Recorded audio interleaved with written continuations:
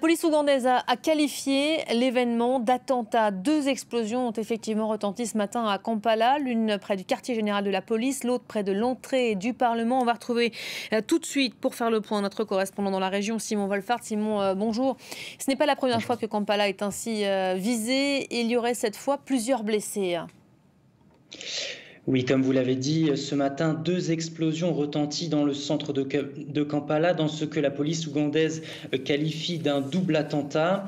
D'après la police, l'une des explosions a eu lieu sur Parliamentary Avenue, près de l'entrée du Parlement. La seconde explosion a eu lieu près du quartier général de la police. Les journalistes sur place rapportent que des unités de déminage de la police ougandaise ont été dépêchées sur les lieux ce matin. D'après eux, des ambulances ont été vues évacuer des blessés vers les hôpitaux de la capitale, mais pour le moment, pas de bilan officiel quant au nombre de victimes. Après les explosions, le Parlement a annulé sa session prévue aujourd'hui, demandant à ses membres d'éviter le secteur, car les forces de sécurité travaillent dur à rétablir l'ordre. Le chef adjoint de la police ougandaise, Edward Ochom, a déclaré à l'AFP qu'une enquête sera ouverte pour déterminer qui est derrière ces attaques.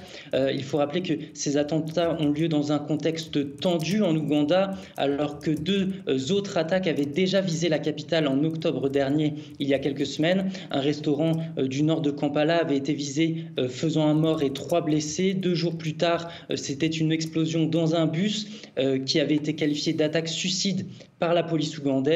D'après les éléments de l'enquête livrée par la police, ces 2 attaques d'octobre dernier ont toutes 2 été menées par des individus proches des insurgés islamistes des forces alliées démocratiques, les ADF.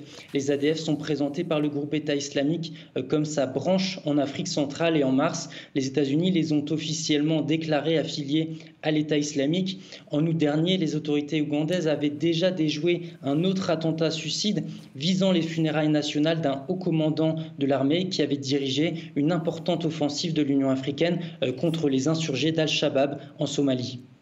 Merci beaucoup Simon, en direct donc de Kigali. Après ces